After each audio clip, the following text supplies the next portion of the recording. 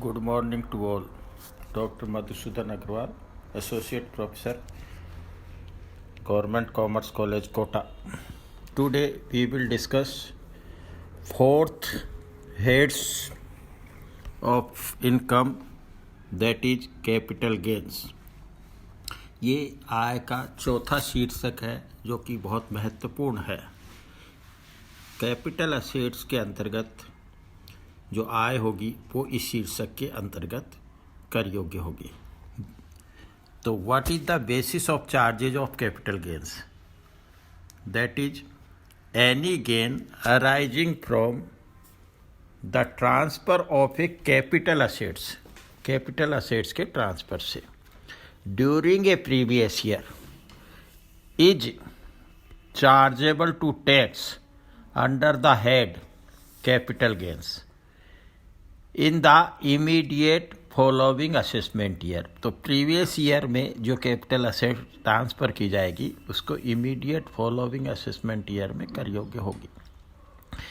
If it is not eligible for exemption under section 54, 54B, 54D, 54EC, 54F, 54GA and 54GB.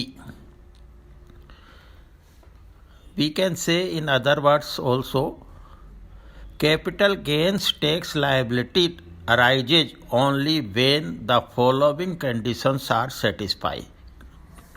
Condition number 1, there should be a capital assets. सबसे महत्वपूर्ण बात है कि इस शीर्षक में वो ही आय कर योग्य होगी जो कैपिटल असेट्स से हो. उदाहरण के लिए जैसे इमूवेबल प्रॉपर्टी के रूप में लैंड एंड बिल्डिंग, मूवेबल के प्रॉपर्टी के रूप में गोल्ड एंड सिल्वर, पेंटिंग्स और शेयर एंड डिवेंचर. परंतु कुछ ऐसी संपत्तियां होती हैं जो व्यापार में वो काम आती हैं परंतु वो कैपिटल असेट्स नहीं कहलाएंगी. For example, stock in trade is not a capital assets. व्यापार का जो रहतिया है वो उस कैपिटल असेट्स की श्रेणी में नहीं आता. पर्सनल इफेक्ट्स, ये दो पर्सनल इफेक्ट्स असेट्स है, बीइंग ए मूवेबल असेट्स होती हैं ये, तो ये भी कैपिटल असेट्स की परिभाषा में नहीं आती. इनके ट्रांसफ़र से होने वाला लाभ इस शीर्षक में कर योग्य नहीं होगा. For example, rural agriculture land, rural agriculture land को भी आयकर अधिनियम में कैपिटल असेट्स की श्रेणी में नहीं माना गया.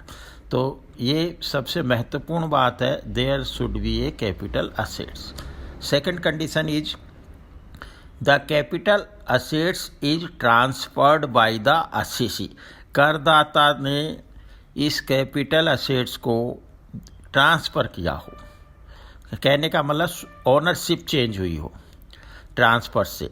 यदि जैसे मर्जर एक्विजिशन के केस में जो ट्रांसफ़र होती हैं असेट्स एक कंपनी से दूसरी कंपनी के उसमें, तो उसे ट्रांसफ़र नहीं माना गया और उस ट्रांसफ़र से होने वाली आय इस शीर्षक के अंतर्गत कर योग्य नहीं होगी.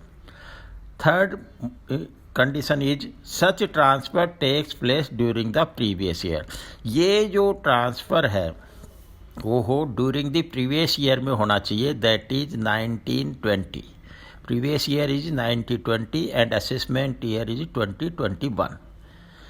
Number fourth condition, any profit or gains arises as a result of transfer. जो ट्रांसफ़र के एवज में जो प्रॉफिट और गेंस मिलेंगे वो ही कर योग्य होंगे. और साथ ही साथ ये देखना है कि ट्रांसफ़र से जो कैपिटल गेन हुआ है उस पे एग्जम्पशन उपलब्ध है, तो वो एग्जम्पशन घटाने के बाद रिमेनिंग अमाउंट ही टैक्सेबल होगी. जैसे सच प्रॉफिट और गेन्स इज नॉट एग्जम्प्ट, जो कैपिटल गेन हुआ है अपने को वो एग्जम्प्ट नहीं होना चाहिए. किन किन धाराओं के तहत? 54, 54B, 54D, 54EC, 54EC, 54F, 54G, 54GA and 54GB. If the aforesaid 5 conditions are satisfied, then capital gains is taxable in the assessment year relevant to the previous year in which capital assets is transferred. तो अपन ने देखा कि पहली बात capital assets होनी चाहिए, transfer होना चाहिए, उसका ट्रांसफ़र से प्रॉफिट और गेंस होने चाहिए।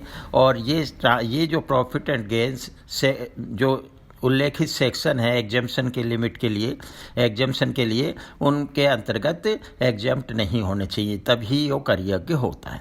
और अब हम कैपिटल गेन के संदर्भ में, क्योंकि कैपिटल असेट्स को आयकर अधिनियम में 2 तरह की संपत्तियां मानी हैं, एक तो शॉर्ट टर्म कैपिटल असेट्स, एक लॉन्ग टर्म कैपिटल असेट्स। तो अब अपन ये समझेंगे कि शॉर्ट टर्म कैपिटल असेट्स किसे कहते हैं और लॉन्ग टर्म कैपिटल असेट्स किसे कहते हैं। क्योंकि शॉर्ट टर्म कैपिटल गेन होगा शॉर्ट टर्म कैपिटल के असेट्स के ट्रांसफ़र से, और लॉन्ग टर्म कैपिटल गेन होगा लॉन्ग टर्म असेट्स के ट्रांसफ़र से। तो और इनके लिए जो टैक्स की दरें भी हैं आयकर अधिनियम में अलग अलग दी हुई हैं, इसलिए इनका वर्गीकरण बहुत अति आवश्यक है, जो आज अपने को समझना है। तो अपन देखते हैं, सामान्यतः जो संपत्ति हस्तांतरण की तिथि से पूर्व 36 माह से अधिक करदाता के पास नहीं रही हो तो वह अल्पकालीन पूंजी संपत्ति कहलाती है, एवं जो 36 माह से अधिक रही हो वह दीर्घकालीन पूंजी संपत्ति कहलाती है। ये तो सामान्य बात है, एक 36 महीने का 3 साल का अपन ने लिया हुआ है, परंतु कुछ स्पेसिफिक प्रावधान भी हैं इसमें, जैसे कि भारत में किसी मान्य stock exchange, recognised stock exchange में सूचित अंश